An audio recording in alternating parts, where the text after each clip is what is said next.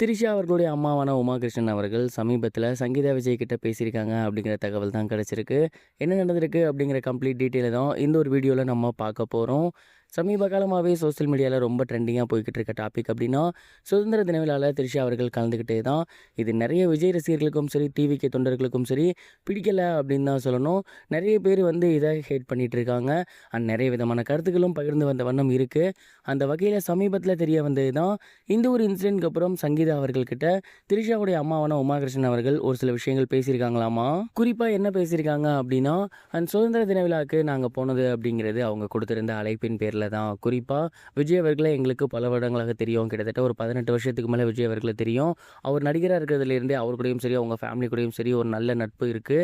அந்த ஒரு பாண்டிங் ரிலேட்டடா தான் நாங்க அந்த ஒரு ஃபங்ஷனுக்கு போயிருந்தோம். விஜய் அவர்களுமே அங்க வந்திருந்த எங்கள ரொம்ப நல்லபடியா தான் இன்முகத்தோட வரவேற்றிருந்தாரு.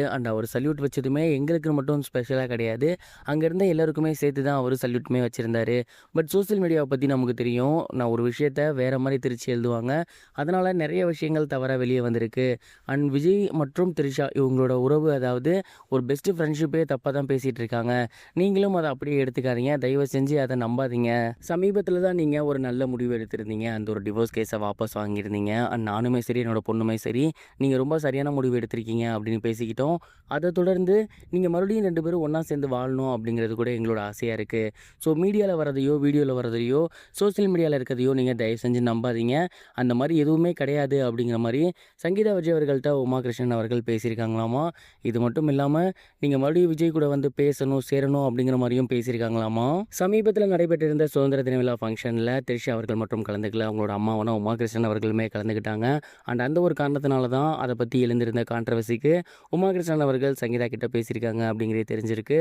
இந்த ஒரு விஷயத்துக்கு சங்கீதா எப்படி ரியாக்ட் பண்ண போறாங்க அப்படின்னு பொறுத்திருந்து பார்க்கலாம். இது ஒரு புறம் இருக்க, பிரபல இளம் நடிகரான துருவ் விக்ரம் அவர்கள் அவர் மேலே எழுந்திருக்கக்கூடிய ஒரு சில விமர்சனங்களுக்கு பதிலடி கொடுக்கும் விதமா முதல் முறையாக வாயை திறந்திருக்காரு.